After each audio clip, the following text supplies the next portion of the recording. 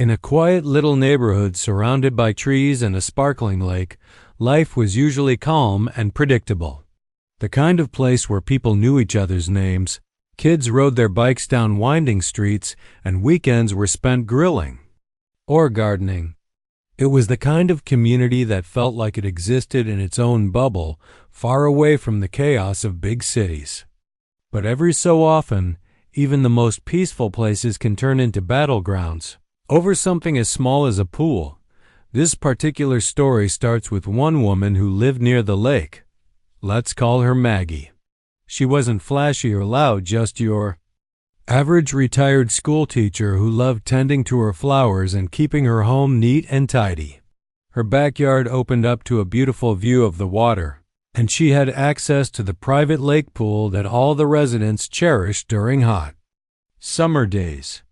The pool wasn't anything fancy, but it was clean, well-maintained, and perfect for cooling off when the sun blazed down. Now, living just a few houses away, was the son of the neighborhood association president. We'll call him Ryan. Ryan wasn't exactly what you'd call a model citizen. He was in his mid-20s, unemployed, and seemed more interested in partying than contributing to the community. His mom, the head of the homeowners association, HOA, often tried to keep him in line, but he had a knack for bending rules or ignoring them altogether. Lately, he'd been spending most of his time throwing wild parties at his parents' house, much to the annoyance of the neighbors. One sunny afternoon, Ryan got an idea. He wanted to host yet another one of his infamous get-togethers, but this time he wanted it somewhere different, somewhere special. And then it hit him. Maggie's backyard. With its direct access to the lake and the sparkling pool, it was practically made for parties. So without giving it too much thought, Ryan strolled over to Maggie's front door, knocked confidently, and waited. When Maggie answered, she could tell right away that Ryan wasn't there for a friendly chat. His demeanor was casual, almost cocky, as if he already assumed she'd say yes to whatever he asked. Without wasting time on pleasantries, Ryan launched into his request. "Hey, I'm having some friends over tonight," he said, flashing a grin that didn't quite reach his eyes. "Mind if we use your pool? It'll be fun." Maggie blinked, taken aback by the audacity of the question. She'd never invited Ryan to her property before, let alone considered allowing him to throw a party there. Still, she kept her composure and replied politely, "I'm sorry, but the pool is only for residents who follow the HOA guidelines. Plus, it wouldn't be safe to have a large group here." Ryan frowned, clearly not expecting resistance. "Come on," he pressed, leaning slightly forward as if trying to intimidate her. "My mom runs the HOA. You won't get in trouble, trust me. Besides, it's just one night. What's the harm?" But Maggie wasn't swayed. She crossed her arms gently and shook her head. "Rules are rules, Ryan. I'm sure you understand." Her tone was calm but firm, leaving no room for negotiation. Ryan's expression darkened.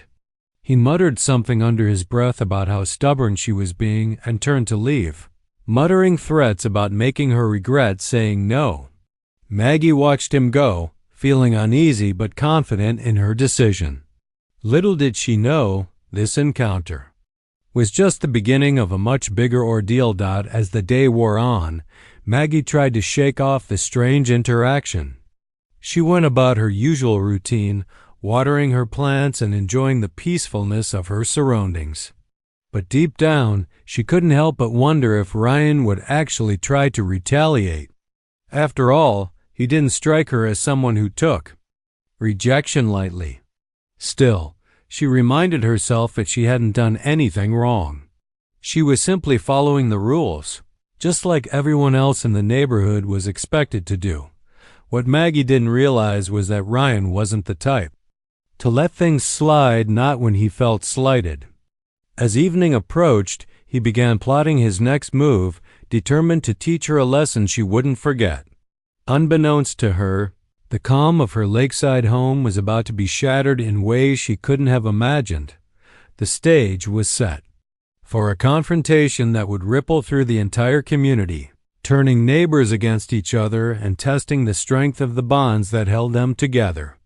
All because of a pool, a party, and one man's refusal to accept no for an answer. As the sun dipped below the horizon and the neighborhood settled into the quiet hum of evening, Maggie felt a sense of relief wash over her. She had spent the rest of the afternoon tending to her garden, letting the rhythm of pulling weeds and trimming hedges soothe her mind. The confrontation with Ryan earlier that day still lingered in the back of her thoughts, but she pushed it aside, convincing herself that it was just another passing drama in the world of suburban living. She decided to unwind indoors, settling into her favorite armchair by the window with a cup of tea and a book.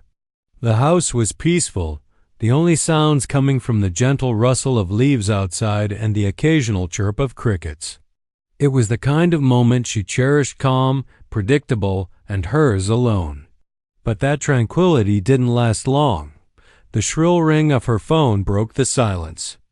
Maggie glanced at the clock. It was just after 8 p.m. She set her book down and picked up the call, expecting it to be one of her friends checking in. Instead, a formal voice on the other end introduced itself as an officer from the local sheriff's department. "Ma'am, we received a report that someone is causing a disturbance at your residence. Are you safe?" the officer asked. Maggie blinked, caught off guard. "A disturbance? No, I'm fine." "There's no one here but me," she replied, her voice tinged with confusion. The officer hesitated briefly before explaining that they'd received a 911 call claiming she was being harassed by a neighbor. Maggie's heart sank as pieces of the puzzle began falling into place. She knew exactly who was behind this. "Thank you for letting me know," she said calmly, trying to mask the frustration bubbling beneath the surface. "I'll wait for you to arrive." Sure enough, within minutes, flashing red and blue lights illuminated her front yard. Two deputies stepped out of their patrol car, their expressions serious but not unkind. They approached her door and Maggie greeted them warmly, inviting them inside. She explained the situation as clearly as she could, recounting her earlier interaction with Ryan and emphasizing that she hadn't felt threatened or harassed at any point. While Maggie spoke, Ryan appeared at the edge of her driveway, strutting toward the scene like he owned the place. His hands were shoved into his pockets, and his jaw was clenched, a look that screamed defiance. He started talking before the deputies could even ask him anything, launching into a dramatic retelling of events that painted him as the victim. According to Ryan, Maggie had been rude and aggressive when he'd simply asked to use the pool. He claimed she raised her voice and made him feel unsafe, which was why he called 911 in the first place. The deputies listened patiently, their faces giving nothing away. When Ryan finally paused for breath, one of them turned to Maggie. "Is there anyone else who might have seen what happened earlier today?" he asked. Maggie shook her head. "It was just the two of us," she admitted. "But I assure you, I never raised my voice or acted aggressively. I simply told him the rules and stood by them." Ryan rolled his eyes, muttering under his breath about how unfair the whole thing was. The deputies exchanged a glance, clearly unimpressed by his theatrics. One of them pulled him aside and spoke quietly, likely reminding him that making false reports to emergency services wasn't something they took lightly. Ryan's confidence wavered, and for a brief moment, Maggie saw a flicker of panic cross his face.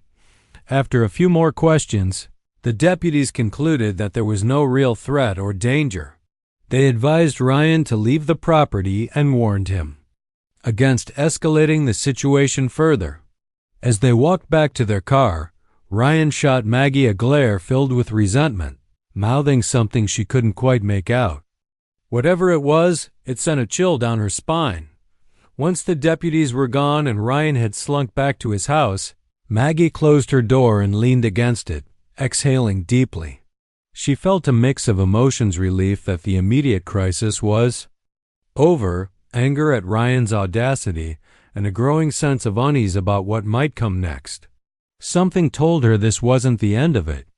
If anything, Ryan's actions tonight had only proven how far he was willing to go to get his way.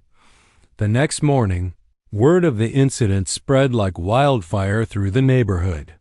In small communities like this one, news traveled fast, especially when it involved someone as polarizing as Ryan. Neighbors gathered in driveways and on sidewalks, whispering about what had happened. Some sided with Maggie, praising her for standing up to Ryan despite the backlash. Others, however, sympathized with Barbara, Ryan's mother, and the HOA president, whose leadership was now under scrutiny because of her son's behavior. Barbara herself seemed torn between defending her son and maintaining order in the community. She tried to downplay the incident, telling anyone who would listen that it was all just a misunderstanding. But deep down, she must have known that Ryan's antics were spiraling out of control and that her reputation as a HOA president was hanging by a thread. Meanwhile, Maggie found herself at the center of attention, whether she wanted to be or not. People stopped by her house to check on her, offering support and sharing stories of their own run-ins with Ryan. One neighbor even joked that he should start charging admission for the chaos he brought to the neighborhood. Despite the tension, these moments of connection reminded Maggie that she wasn't alone. Her decision to stand her ground had resonated with others who were tired of Ryan's entitled attitude. But as the days passed, it became clear that Ryan wasn't done fighting. He began spreading rumors about Maggie, accusing her of exaggerating the situation and playing the victim. He posted vague complaints on social media, hinting at how unfair the system was without naming names. His posts gained traction quickly, drawing comments from people both inside and outside the community. Some defended him blindly, while others called him out for his immaturity and lack of accountability. What Ryan didn't realize, though, was that someone in the neighborhood had been watching. A neighbor with a security camera aimed at their front yard had captured footage of Ryan confronting Maggie earlier that day. The video showed him towering over her, his body language aggressive and dismissive.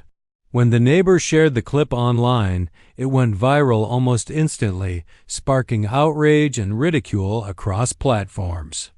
Commenters flooded the post, calling Ryan everything from entitled to a walking lawsuit waiting to happen. For Maggie, seeing the video was bittersweet. On one hand, it validated her side of the story and exposed Ryan's lies for what they were. On the other hand, it turned her private life into public spectacle, something she had never asked for. Still, she couldn't deny that the tide was turning in her favor. More and more people were speaking out against Ryan's behavior, demanding consequences for his actions. Back at his house, Ryan watched the fallout unfold with mounting frustration. Every notification on his phone felt like a punch to the gut, a barrage of insults, mockery, and calls for justice. For the first time, he realized the weight of what he'd done. But instead of apologizing or taking responsibility, he doubled down, lashing out at critics and threatening legal action against those who dared to challenge him. His arrogance only fueled the firestorm, cementing his image as the villain of the story. As the week drew to a close, the neighborhood braced itself for what came next. Would Ryan face repercussions for his behavior? Could the HOA restore order and trust within the community? And most importantly, would Maggie continue to hold her ground in the face of relentless pressure? One thing was certain: the calm waters of this lakeside community had been disturbed, and the ripples would be felt for a long time to come. The days following the viral video were anything but quiet in the lakeside community. What started as a neighborhood squabble had blown up into something much bigger, with everyone talking about it, whether at the grocery store, during morning walks, or even over coffee at the local cafe. The tension was palpable, and you could feel it in the air.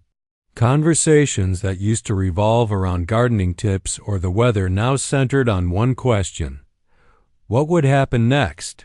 Maggie found herself thrust into an unexpected spotlight. She wasn't someone who craved attention, but her calm demeanor and unwavering stance made her a symbol of resistance for many neighbors. People admired how she handled Ryan's antics without losing her cool, and they rallied around her. Some brought casseroles or baked goods to her doorstep as a gesture of support. Others stopped by just to chat, sharing their own frustrations about Ryan's behavior over the years. One elderly neighbor even joked, "If he tries anything else, we'll all show up with pitchforks." It was said with a laugh, but there was truth behind it. People were fed up. Ryan, on the other hand, was drowning in the backlash. His attempts to paint himself as the victim had completely backfired. The viral video showed him towering over Maggie, his body language aggressive and dismissive. There was no denying what people saw. He looked like the entitled bully everyone accused him of being. Online, commenters ripped him apart, calling him out for wasting police resources and trying to manipulate the system. Even some of his friends distanced themselves, embarrassed by his behavior. But Ryan didn't take any of this lying down. Instead of owning up to his mistakes, he doubled down, lashing out at anyone who dared criticize him. He posted angry rants on social media, accusing the community of ganging up on him and claiming he was being treated unfairly because of his mom's position in the HOA. He even threatened legal action against the neighbor who shared the security footage, arguing that it violated his privacy. But these threats only made him look worse. To most people, it seemed like he was grasping at straws, desperate to shift blame onto anyone but himself. Meanwhile, Barbara, the HOA president and Ryan's mother, was caught in the middle of it all. As a leader, she prided herself on keeping the peace and enforcing rules fairly. But now, her authority was under fire, not just from outsiders but also from within the community. Neighbors began questioning whether she was fit to lead, given her inability or unwillingness to rein in her son. At first, Barbara tried to defend Ryan, insisting that the situation had been blown out of proportion. But as more details came to light, including the growing pile of complaints against him, her excuses rang hollow. The breaking point came during the next HOA meeting. Normally, these gatherings were low-key affairs where residents discussed mundane topics like landscaping budgets or holiday decorations. This time, however, the room buzzed with energy. Nearly every seat was filled, and several people stood along the walls, eager to voice their opinions. The atmosphere was tense, with whispers and murmurs filling the space before the meeting officially began. When Barbara called the session to order, she immediately addressed the elephant in the room. "I know emotions are running high, right now," she said, her voice shaky, "but I want to assure everyone that my family and I are committed to resolving this issue responsibly." Her words were met with skepticism. One neighbor raised their hand and spoke up, saying, "With all due respect, Barbara, your son has caused nothing but trouble for years. And now, thanks to him, our community is being mocked online. How can we trust you to handle this objectively? When it involves your own child?" Barbara flinched but didn't respond directly. Instead, she turned the floor over to others, hoping to diffuse the tension. But the floodgates had opened. Resident after resident stood up to share their grievances, not just about Ryan, but about the lack of accountability in general. Pointed out past incidents where Ryan had broken rules or disrespected neighbors, only for nothing to be done. Someone mentioned the loud parties that kept families awake at night. Another recalled how Ryan once parked his car in a handicapped spot despite having no permit. Each story added fuel to the fire, painting a clear picture of a pattern of entitlement and disregard for community values. Amid the chaos, Maggie remained quiet, listening intently as her neighbors aired their frustrations. When it was finally her turn to speak, she stood slowly, her presence commanding respect. "I never wanted this to become such a big deal," she began, her voice steady. "All I did was follow the rules and stand up for myself. But if this situation helps us address bigger issues like fairness and accountability, then maybe it's for the best." Her words struck a chord with the crowd. A round of applause broke out, signaling widespread support for her perspective. Encouraged by Maggie's courage, others chimed in, calling for stricter enforcement of HOA guidelines and consequences for rule breakers.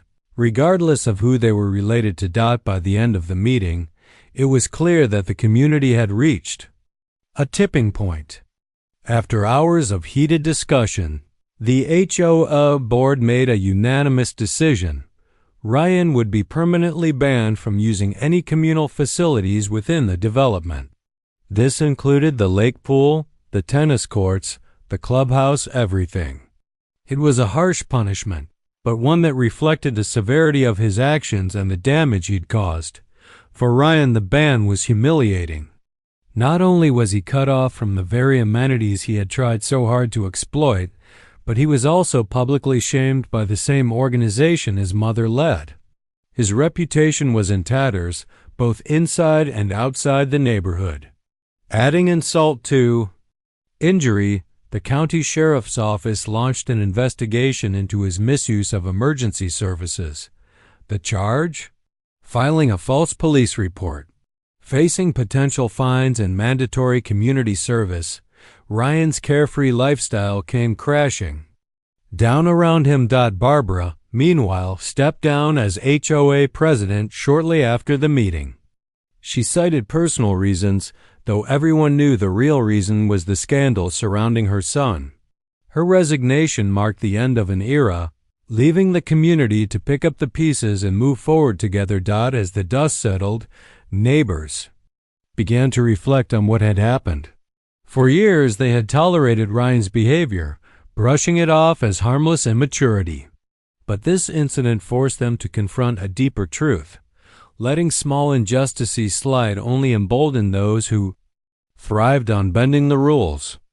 By standing together and holding Ryan accountable, they had sent a powerful message that no one, not even the HOA president's son, was above the law. Maggie, for her part, returned to her quiet life by the lake, grateful for the outpouring of support she'd received. Though she hadn't sought the role of community hero, she embraced it with grace, offering guidance and encouragement to her neighbors as they worked to rebuild trust. Her garden flourished once again, a testament to her resilience and strength. And while the scars of the conflict would take time to heal, one thing was certain: the community had emerged stronger than ever, united by a shared commitment to fairness, respect, and accountability. The fallout from the HOA's decision rippled through the neighborhood like a stone thrown into a still pond. For days, conversations buzzed with equal parts relief and disbelief. Ryan's banishment from the communal facilities was a landmark moment, one that signaled a turning point for the community. But while many celebrated the outcome, others couldn't help but wonder what would happen next. After all, Ryan wasn't the type to go quietly into the night. Ryan's reaction to the ban was predictably explosive. When he first heard about it, his face turned red with rage. He stormed out of his house, slamming doors so hard they rattled windows across the street. His mother, Barbara, tried to calm him down, but even she couldn't placate him this time. "This is ridiculous," he shouted, pacing back and forth in their living room. "They're treating me like I'm some kind of criminal. You're supposed to be in charge. Why didn't you stop them?" Barbara looked at him, her expression a mix of guilt and exhaustion. She had spent years covering for him, smoothing over his mistakes and defending his behavior, both to herself and to others. But now, even she couldn't deny that he had gone too far. "Ryan," she said softly, "you brought this on yourself." All those parties, the disrespect, the lies, people are tired of it. I can't protect you anymore. Her words only fueled his anger. Protect me? Protect me? That's your job. He snapped, pointing an accusing finger at her. Then, as if realizing how childish he sounded, he clenched his fist and took a deep breath. Fine, he muttered bitterly. If they want to fight, they'll get one. True to his word, Ryan didn't back down. Over the next few days, he launched a campaign of retaliation, determined to make life miserable for anyone who crossed him. He started by filing complaints against neighbors, nitpicking minor infractions like untidy lawns or cars parked slightly askew. He sent lengthy emails to the HOA board, demanding investigations into alleged rule violations and threatening lawsuits if his grievances weren't addressed.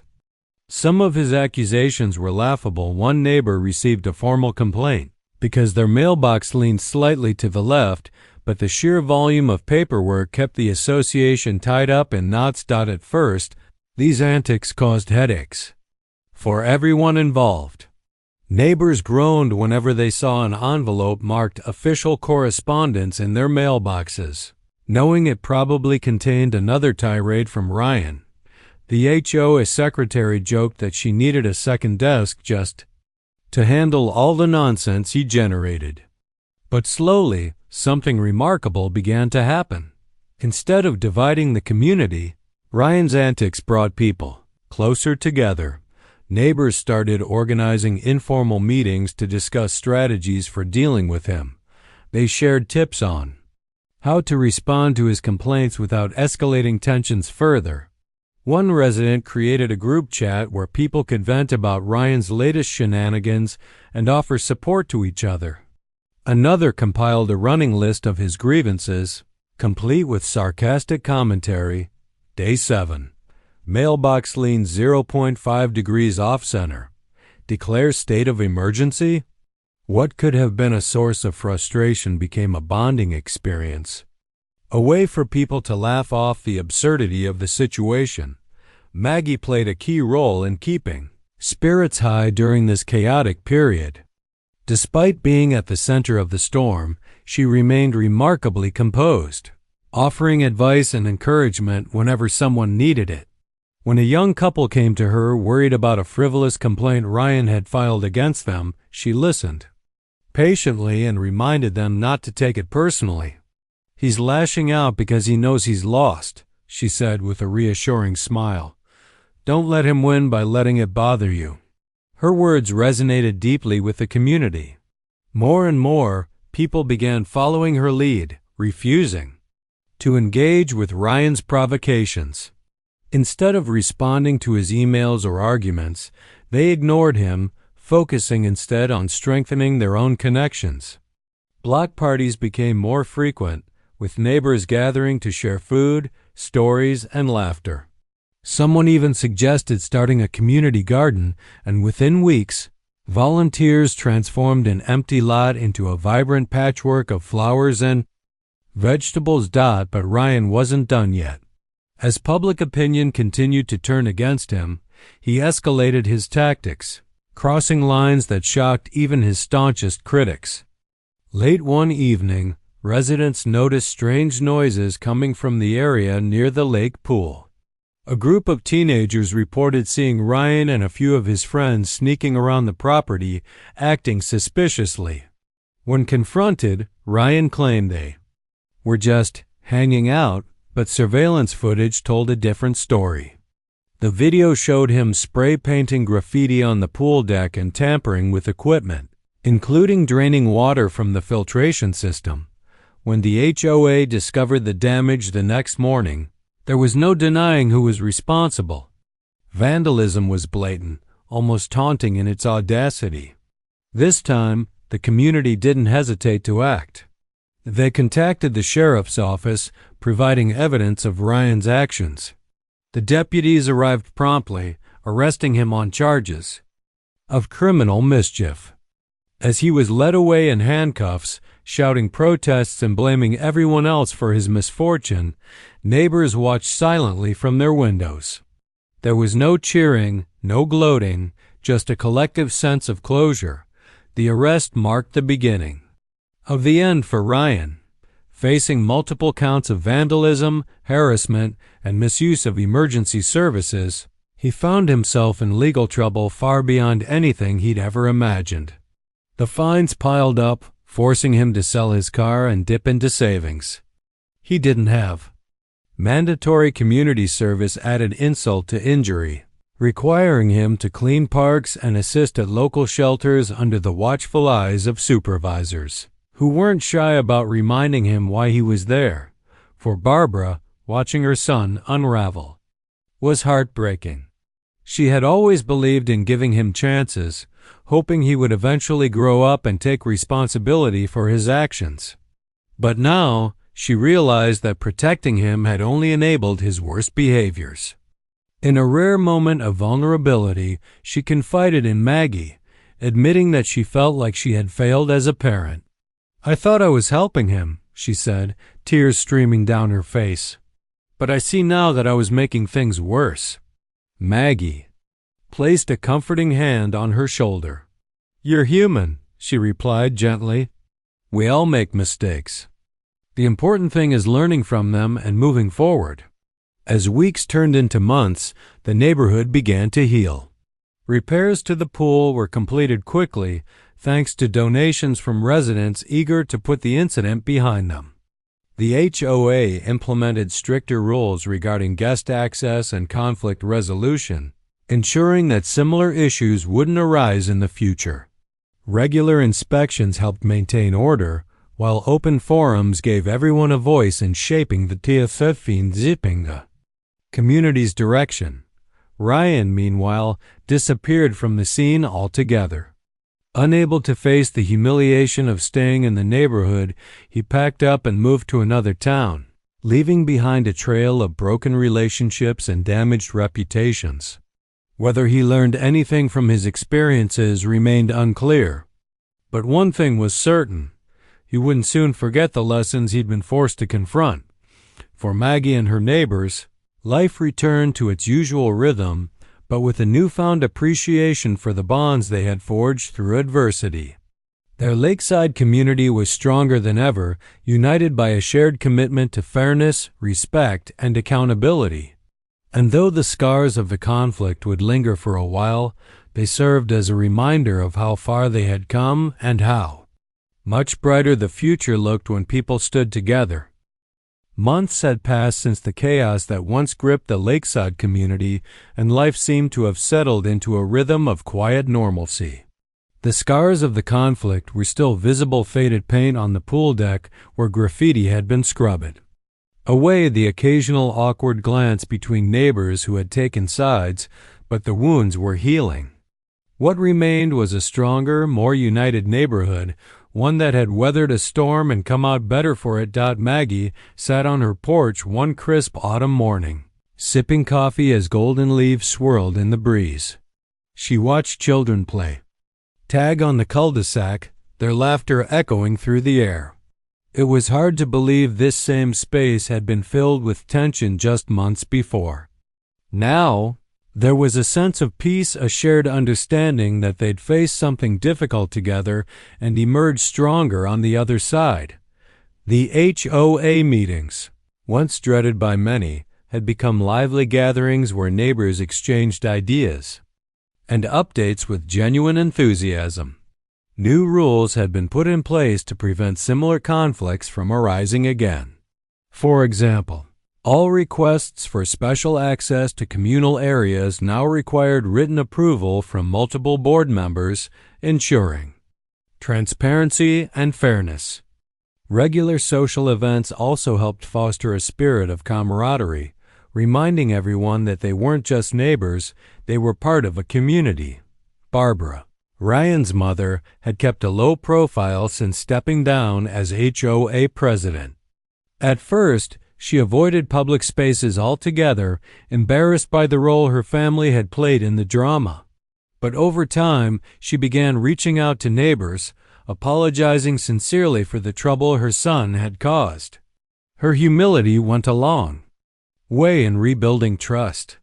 Slowly but surely, people started inviting her back into the fold, acknowledging that she too had paid a price for Ryan's actions.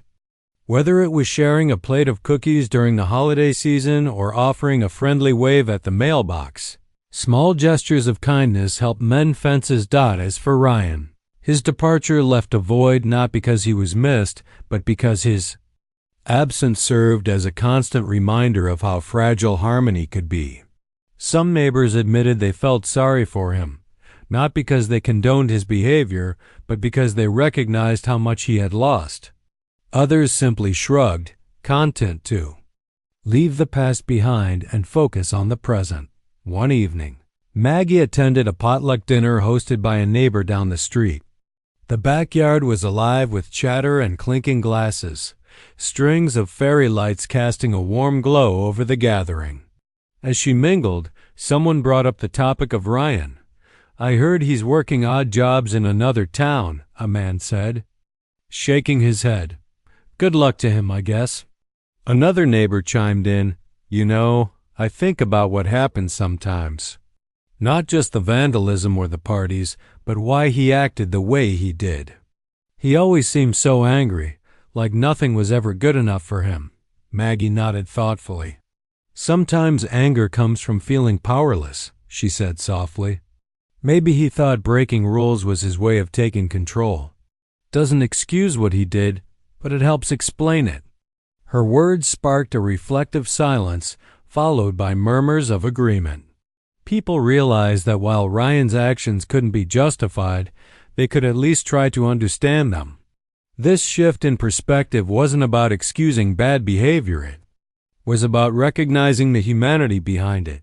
Later that night, as Maggie walked home under a canopy of stars, she reflected on everything that had transpired. She thought about the courage it took to stand her ground when Ryan demanded use of her pool, the frustration of dealing with his retaliations, and the overwhelming support she received from her neighbors. Most of all, she thought about how the experience had changed her and the community for the better. In the weeks following the potluck, the neighborhood continued to thrive. Block parties became a regular occurrence, drawing families out of their homes and into shared spaces. Someone suggested starting a book club, which quickly gained traction among residents eager to connect beyond surface-level pleasantries. Even the teenagers, inspired by the community garden project, launched an initiative to clean up the local park every weekend, earning praise from city officials. But perhaps the most profound change was the renewed emphasis on accountability. Neighbors no longer hesitated to address issues directly, whether it was a barking dog keeping someone awake or a car parked illegally. Conversations remained respectful, guided by a mutual desire to maintain harmony. The old adage, "It takes a village," had never felt truer. One day, as Maggie tended to her garden, she noticed Barbara walking toward her house. They hadn't spoken much since the incident, though polite nods and smiles had bridged the gap between them. Today, however, Barbara looked hesitant yet determined. "Do you mind if I sit for a moment?" Barbara asked, gesturing to the bench near Maggie's flower beds. "Of course not," Maggie replied, setting aside her gardening tools. "What's on your mind?" Barbara sighed deeply, her shoulders slumping as if carrying an invisible weight. "I've been thinking a lot about everything that happened," she began. "About Ryan, about me, about us. I wanted to thank you for standing up to him, even when it wasn't easy. You showed all of us what integrity looks like." Maggie smiled gently. "We all stood up, Barbara. Together. That's what makes a community strong." Tears welled up in Barbara's eyes, but she blinked them away, nodding in agreement. "Still, I owe you an apology. For not seeing sooner how much damage he was causing. For letting my loyalty blind me to the truth." "It's okay," Maggie sighed, placing a reassuring hand on Barbara's arm. "We're human. We make mistakes. What matters is learning from them." They sat in companionable silence for a while, watching birds flit between trees and listening to the distant hum of lawnmowers. When Barbara finally rose to leave, she turned back with a hopeful smile. "Thank you, Maggie, for everything." As the days turned into weeks, the memory of Ryan's antics faded further into the background, replaced by stories of resilience and unity.